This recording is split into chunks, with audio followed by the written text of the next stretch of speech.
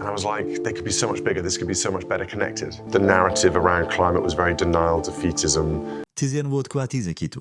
Pour beaucoup, il s'agissait non seulement de la confirmation d'un roi, mais aussi de l'effacement visible d'une reine consort qui n'avait jamais pleinement acquis sa place dans l'affection du public. Derrière les portes closes, les conséquences furent immédiates et amères. Des rapports de Clarence House décrivaient le choc de Camilla lorsqu'elle apprit la nouvelle par son personnel plutôt que par le roi Charles lui-même. Son exclusion des réunions de planification des invitations et des discussions cérémonielles était plus qu'un oubli. C'était la clôture délibérée d'un chapitre. Des témoins ont parlé de cris derrière les portes de meubles claqués et d'exigences de confrontation directe avec Charles. Pourtant, Charles, de santé fragile et las de ses vieilles batailles, ne lui lança qu'un appel gracieux pour qu'elle soutienne la vision de Guillaume. Ce retrait silencieux, bien que digne en apparence, fut pour Camilla une trahison dévastatrice. En quelques jours, ses apparitions diminuèrent, son personnel de maison fut réaffecté ou complètement abandonné et son nom commença à disparaître des documents officiels. La monarchie, longtemps pratiquée par des gestes subtils, signifiait sans équivoque que son passage au centre était terminé.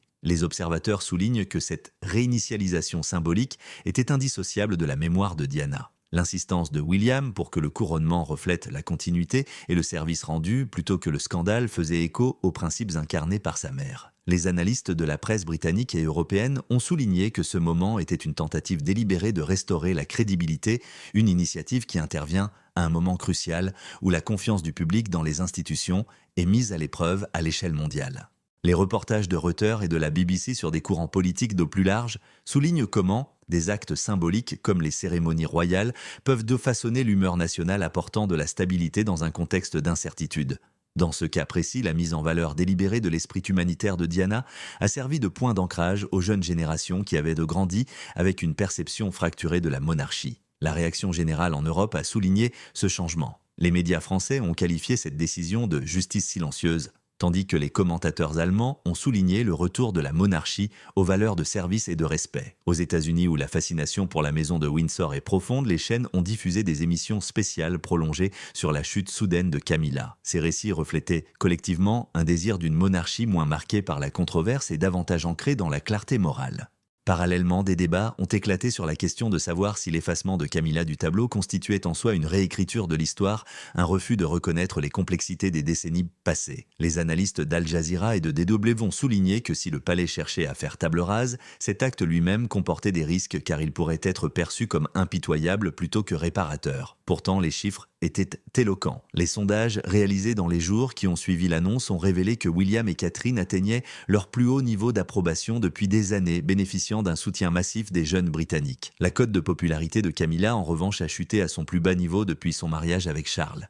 Les réseaux sociaux ont accéléré le mouvement. Des clips des actions caritatives de Diana ont refait surface aux côtés d'images de Catherine et de la princesse Charlotte, signe d'une transmission générationnelle que beaucoup ont qualifiée de réparatrice. Les hashtags célébrant la couronne restaurée ont fait le tour du monde. Cette vague numérique a renforcé l'impression que la monarchie, souvent accusée d'être dépassée, avait trouvé le moyen de renouer avec un public moderne. Pourtant, des sources proches du palais ont averti qu'une telle popularité s'accompagne de pression. En rendant la destitution de Camilla si visible, William a créé un précédent de réforme et de responsabilité que le public attendra de lui. Comme l'a observé Jane's Defense Weekly dans une analyse des perspectives de leadership, les décisions symboliques peuvent stabiliser les institutions à court terme mais exigent un suivi pour préserver la crédibilité. Pour William, cela signifie s'assurer que son règne ne se limite pas à effacer le passé, mais qu'il construise un avenir marqué par le service, l'humilité et une vision claire. La date du couronnement n'est donc pas un simple événement sur un calendrier. C'est un signal de transformation, un tournant calculé vers la mémoire et l'héritage.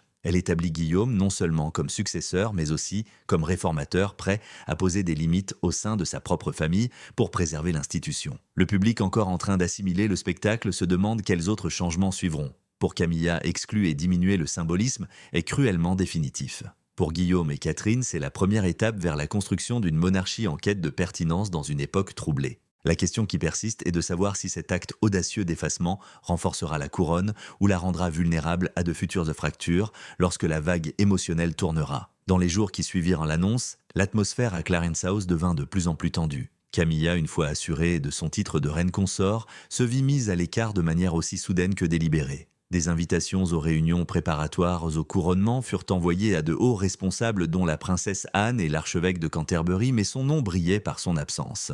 Les documents préparés pour l'événement omettaient son rôle et les fonctions cérémonielles traditionnellement associées à une reine consort furent réaffectées ailleurs. Pour celles qui s'étaient battues sans relâche pour être acceptées par le public, cette exclusion ne constituait pas un simple revers professionnel. C'était un démantèlement de son identité au sein de la monarchie. Les courtisans qui l'avaient autrefois servi loyalement commencèrent à se rallier au camp de Guillaume et de Catherine, signalant à tous les membres du palais que les allégeances se réorientaient en prévision d'une ère nouvelle. Les observateurs ont noté le contraste entre la célébration publique et le dénouement privé. Dans les rues de Londres, les gros titres saluaient un retour à la tradition et à la stabilité. Les commentateurs des médias britanniques ont décrit la décision de William comme une correction, une décision qui plaçait le devoir et l'héritage au-dessus des préoccupations personnelles. Pourtant, derrière les murs du palais, la détresse émotionnelle de Camilla était évidente. Les rapports la décrivaient, se retirant de la scène publique, annulant des engagements et s'appuyant fortement sur un cercle intime de plus en plus restreint.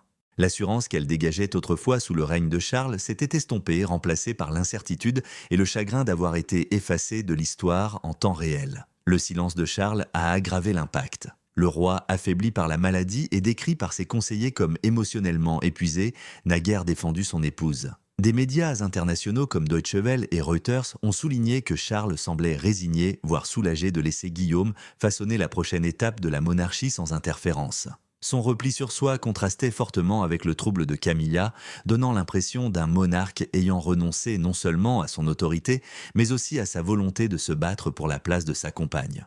Des analystes ont souligné qu'un tel détachement pouvait être motivé par la nécessité de préserver la stabilité malgré sa santé fragile, mais qu'il soulignait également la détermination du palais à aller de l'avant quel qu'en soit le prix personnel. Le symbolisme politique plus large n'est pas passé inaperçu. À une époque où les institutions sont confrontées à un scepticisme croissant, la décision de la monarchie de se distancer de la controverse a résonné comme une tentative de restaurer sa crédibilité. Les commentaires de la BBC et d'Al Jazeera ont souligné que ce choix faisait écho à des évolutions similaires en Europe, où des personnalités publiques tentent de se défaire du poids du passé pour rétablir la confiance. En ce sens, l'insistance de William à honorer l'héritage de la reine Élisabeth et de la princesse Diana a offert un modèle de survie, ancré le leadership moderne dans la clarté morale et la mémoire collective plutôt que dans des personnalités contestées. Cette approche a non seulement séduit les jeunes Britanniques, mais a également suscité le respect à l'étranger, où la réputation de la monarchie a parfois semblé entachée. Au cours de cette transition,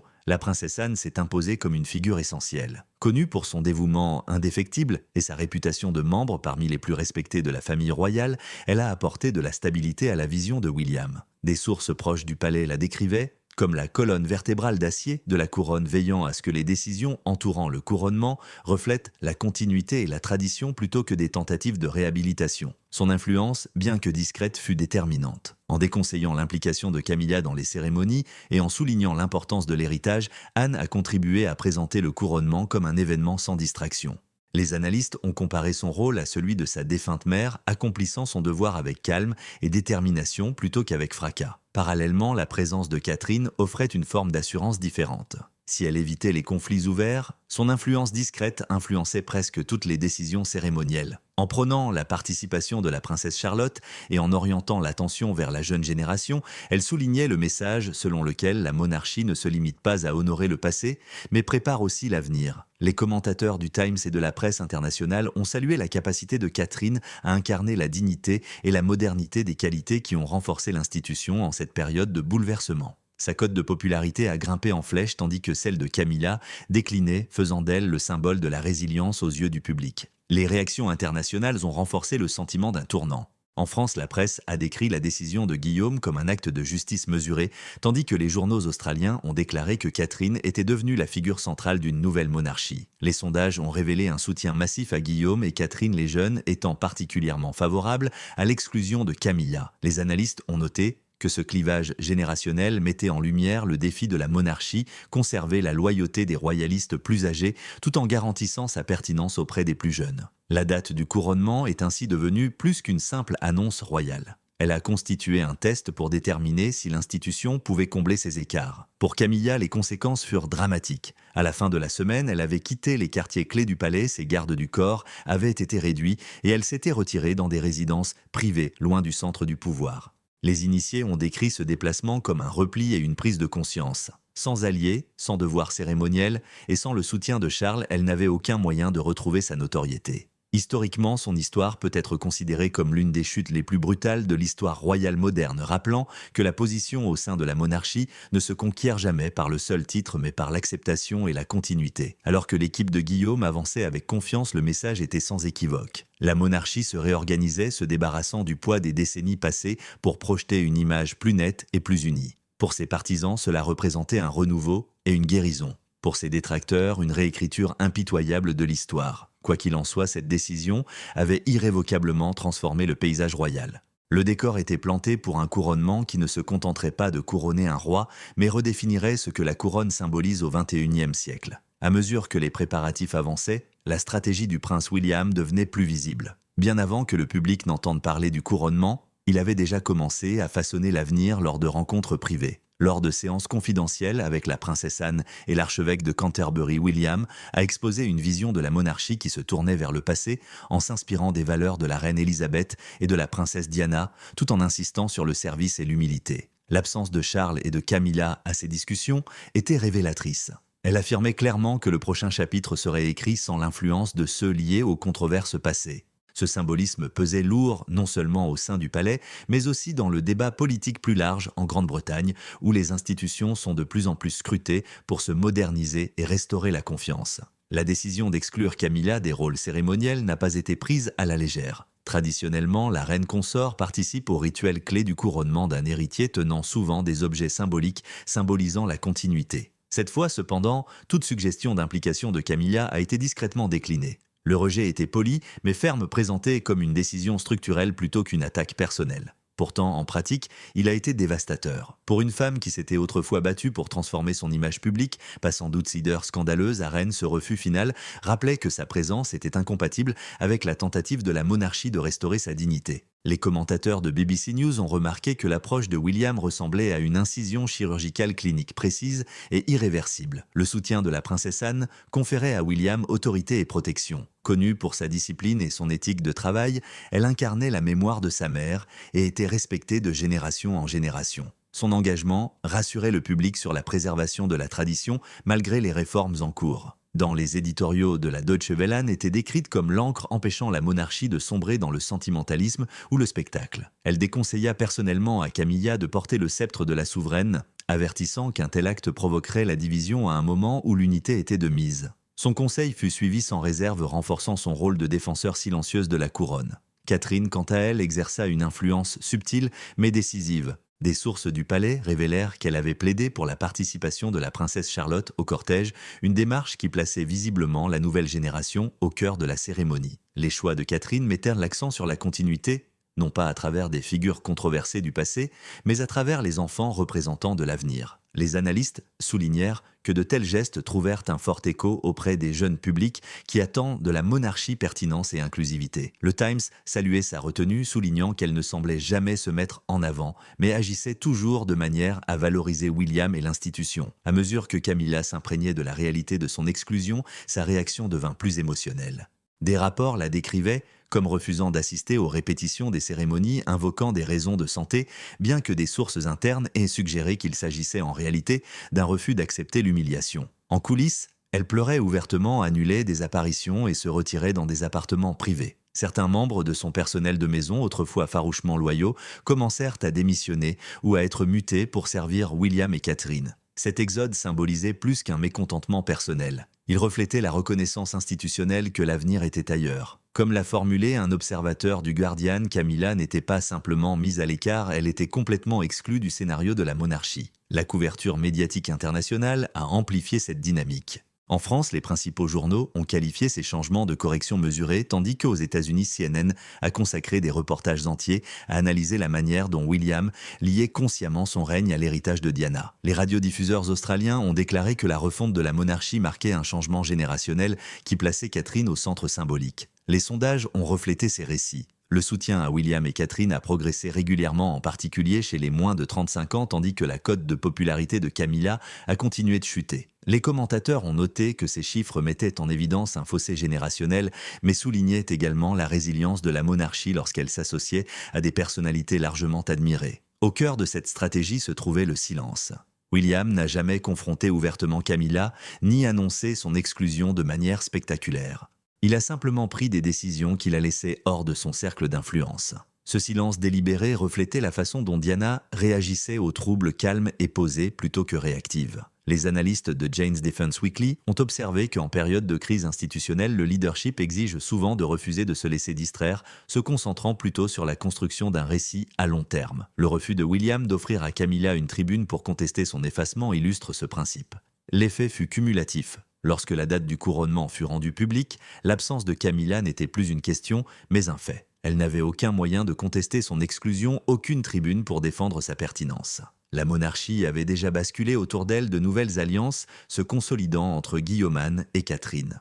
Chacun remplit son rôle avec une détermination discrète présentant un front uni qui projetait à la fois continuité et renouveau. Dans la sphère publique, au sens large, cette stratégie s'est avérée efficace. Les médias européens et internationaux ont présenté le couronnement non pas comme un moment de conflit familial, mais comme une purification de la couronne. Pour de nombreux citoyens, lassés des scandales, l'alignement délibéré sur la mémoire de Diana a rassuré sur le fait que la monarchie pouvait encore incarner des valeurs de compassion et de service. Pourtant, des questions subsistent quant à la capacité d'un tel effacement à apporter une réelle stabilité. Les critiques affirment que réécrire le récit risque d'aliéner des segments de l'opinion publique qui appréciaient la loyauté de Camilla envers Charles.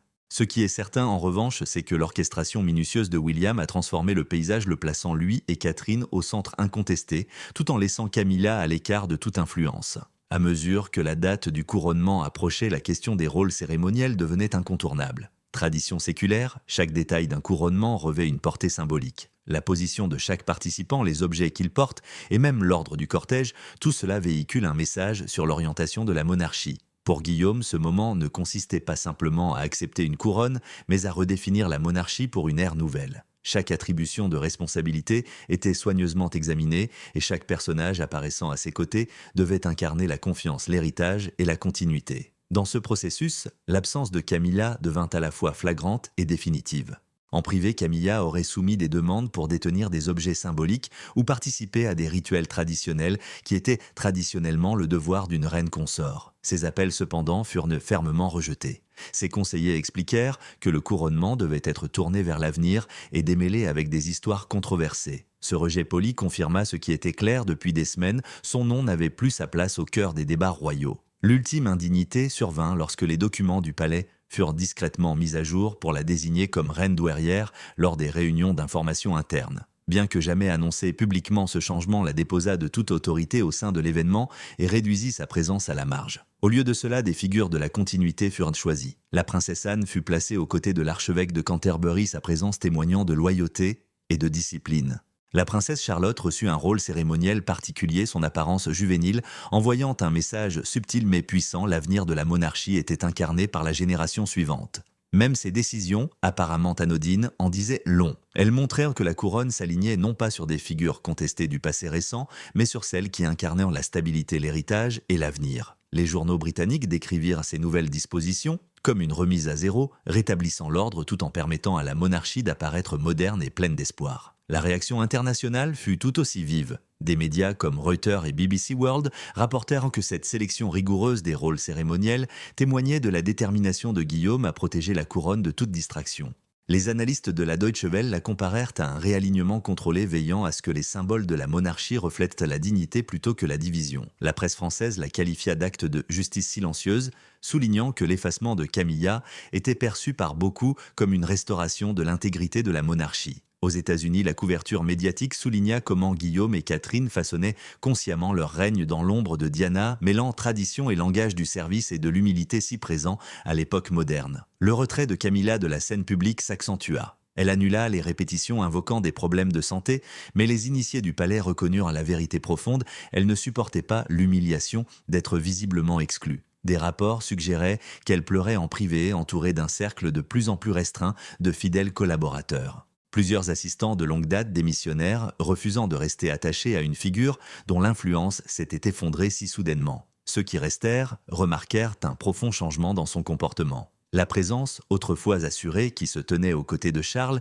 était désormais décrite comme isolée et diminuée, quittant rarement ses appartements privés et évitant les engagements officiels. Ce changement n'échappa pas à Charles. Bien qu'il restât silencieux en public, des sources proches du roi reconnurent qu'il en était pleinement conscient. Ses problèmes de santé et sa fatigue émotionnelle l'empêchèrent de se battre pour la place de Camilla. Il accepta les décisions de Guillaume, n'opposant aucune résistance à l'exclusion de son épouse. Des analystes d'Al Jazeera et du Guardian affirmèrent que ce silence s'apparentait à une complicité discrète, démontrant que Charles privilégiait la stabilité à la loyauté personnelle.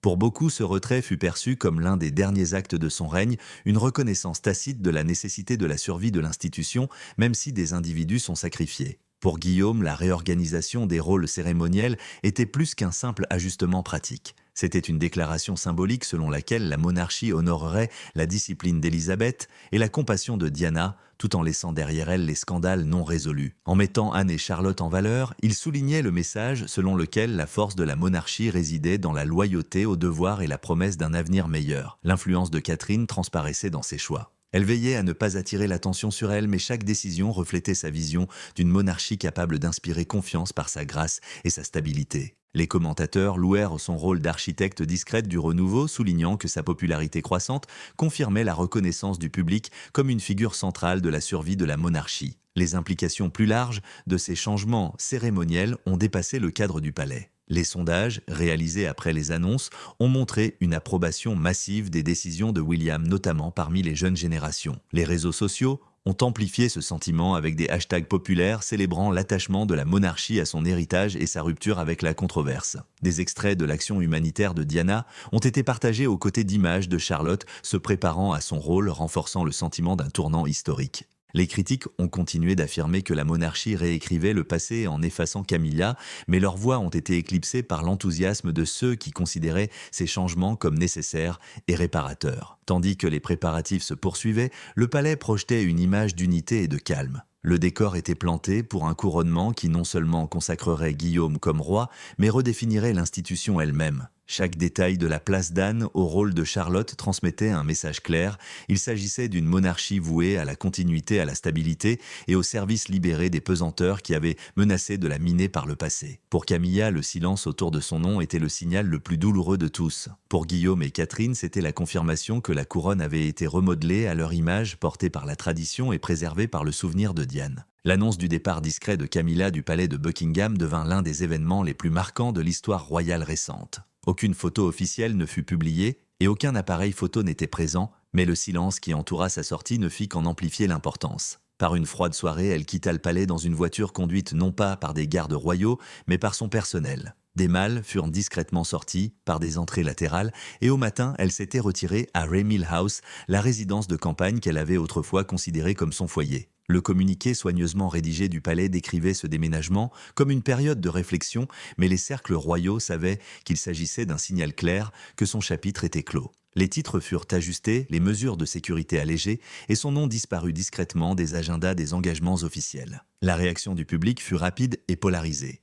Pour certains, cette évolution constituait une correction attendue depuis longtemps. Pour d'autres, elle était ressentie comme une humiliation inutile. Les sondages indiquaient une chute spectaculaire de sa cote de popularité, tandis que celle de William et Catherine atteignait des sommets historiques. Les jeunes Britanniques soutenaient massivement les changements, les sondages montrant que plus des 2/3 considéraient la destitution de Camilla comme une mesure réparatrice et conforme aux valeurs modernes. Les royalistes plus âgés, en revanche, exprimaient leur sympathie à son égard, soulignant sa loyauté envers Charles pendant des années de troubles. Ce clivage générationnel reflétait des évolutions plus larges au sein de la société britannique où les attentes envers la monarchie mettent de plus en plus l'accent sur la transparence, l'intégrité et la clarté symbolique. Les médias ont amplifié ces divisions.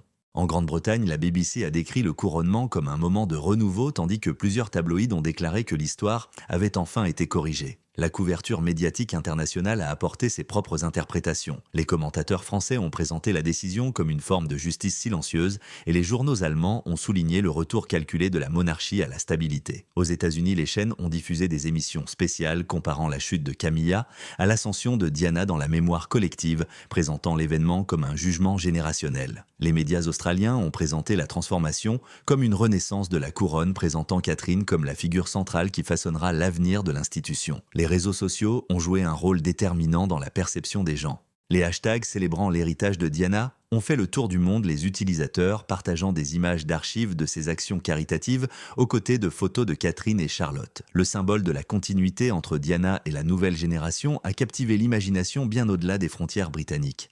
Une publication largement partagée affirmait que Diana portait la couronne dans le cœur des gens, tandis que Catherine l'incarnait désormais dans la réalité. Pour Camilla, la tempête en ligne a été impitoyable. Mèmes et commentaires ont présenté son exclusion comme inévitable, renforçant le sentiment que son accession au rang de reine consort avait été contestée dès le départ et que son départ n'était que la confirmation définitive de l'opinion publique. Le palais a néanmoins maintenu un message constant de calme.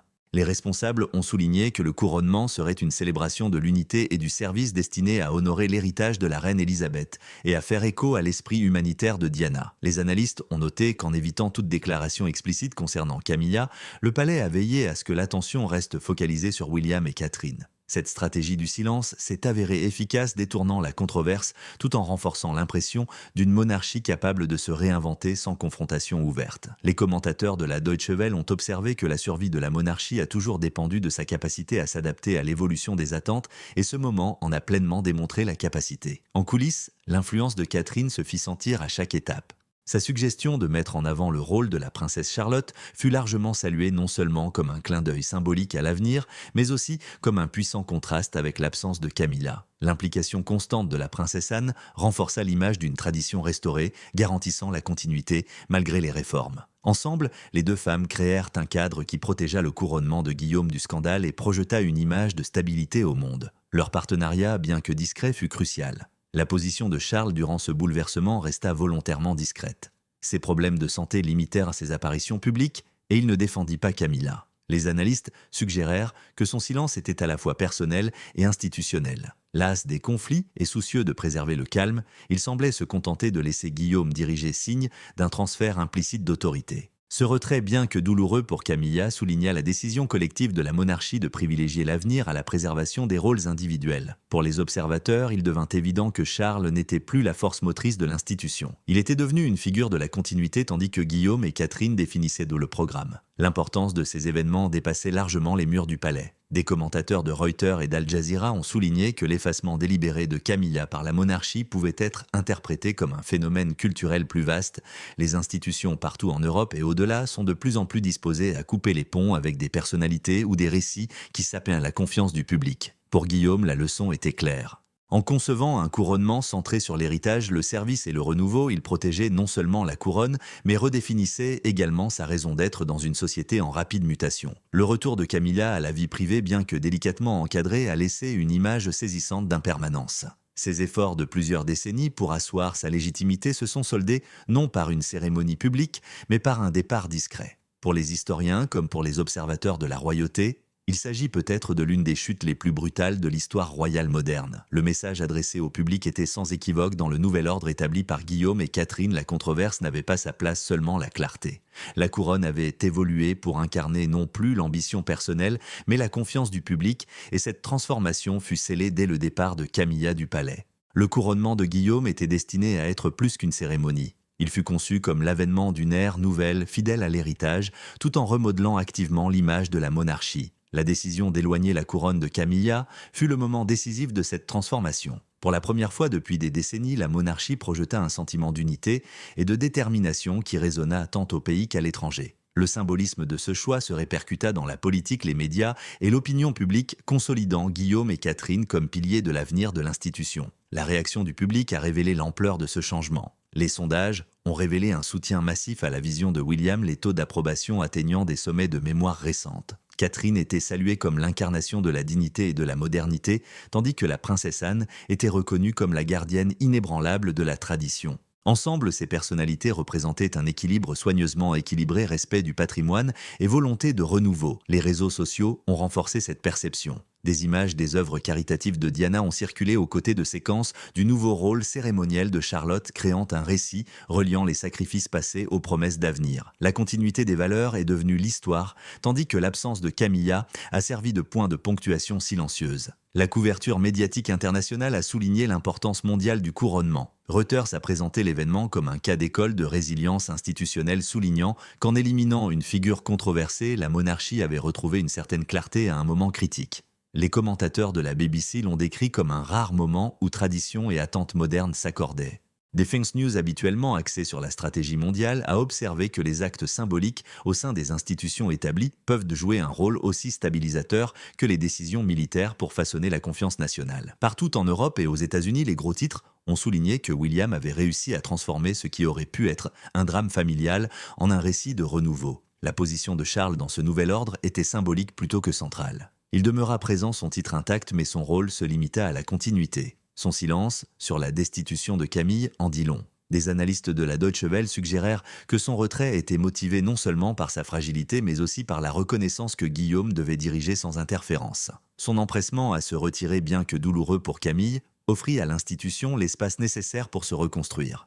Pour les historiens, cette acceptation silencieuse pourrait définir ses dernières années de règne, un monarque qui renonça au pouvoir pour assurer la survie de la couronne. L'influence de Catherine fut à la fois discrète et décisive. En façonnant des décisions cérémonielles qui marquèrent l'avenir, elle renforça l'importance de la monarchie auprès des jeunes générations. Son calme et sa concentration inébranlable lui permirent d'incarner les qualités de résilience recherchées par le public. Les commentateurs la décrivirent comme la force stabilisatrice de la nouvelle monarchie, une figure dont la présence combinait tradition et modernité. À ses côtés, la discipline et l'autorité d'Anne apportèrent de l'assurance nécessaire que les réformes ne sacrifieraient pas la continuité. Ensemble, ces femmes contribuèrent à faire du couronnement de Guillaume plus qu'un simple rituel, il devint un tournant dans l'histoire royale. Le sort de Camilla contrastait fortement. Sa sortie de la vie princière discrète et sans cérémonie symbolisait la fin d'une époque qui n'avait jamais été pleinement acceptée. Les analystes ont souligné que son histoire pourrait rappeler la cruauté de la monarchie lorsque sa survie était en jeu. Des décennies d'efforts pour asseoir sa légitimité furent anéantis en quelques semaines, effacées par des décisions visant à protéger la couronne. Si certains royalistes plus âgés déploraient son traitement, le consensus général était clair, l'institution avait privilégié la clarté à la complexité, l'unité à la division et l'héritage à la controverse. Les implications plus larges dépassent le cadre britannique. À une époque où les institutions du monde entier sont confrontées au scepticisme, la décision de la monarchie d'envisager un renouveau résonne avec des thèmes culturels et politiques plus vastes. Les analystes d'Al Jazeera ont noté que l'événement reflétait un appétit mondial pour des dirigeants qui incarnent le service plutôt que le sentiment d'avoir droit à quelque chose. L'accent répété de Guillaume sur l'humilité, la mémoire et la confiance faisait écho à ses attentes. En ancrant son règne dans l'héritage humanitaire de Diana et le service discipliné d'Élisabeth, il a positionné la monarchie comme une monarchie à la fois intemporelle et adaptable. Le couronnement lui-même devrait allier tradition solennelle et message moderne. Des conseillers issus des communautés culturelles et religieuses ont été consultés afin de garantir un événement inclusif. Des organisations de jeunesse ont été invitées à participer, soulignant ainsi la volonté de Guillaume et Catherine de transmettre la couronne aux générations futures. Le décor est planté pour un spectacle qui réaffirme la continuité tout en s'ouvrant au changement. Pour beaucoup, ce couronnement restera dans les mémoires non seulement comme le début du règne de Guillaume, mais aussi comme le moment où la monarchie s'est redéfinie pour le XXIe siècle. Le départ de Camilla a marqué la fin d'un chapitre controversé. Son absence a permis de maintenir l'accent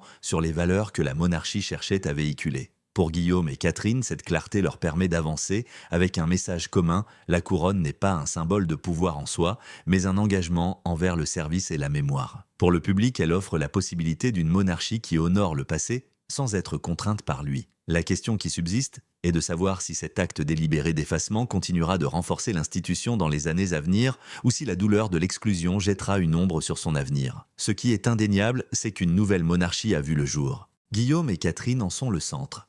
Anne en est la gardienne et Charles se replie discrètement sur son rôle d'homme d'État. Le souvenir de Diana en définit les valeurs et l'exemple d'Élisabeth en ancre la discipline. Dans ce contexte, l'histoire de Camilla devient une note de bas de page plutôt qu'un chapitre. La couronne a évolué, son image a été repensée et l'institution a été renouvelée aux yeux de millions de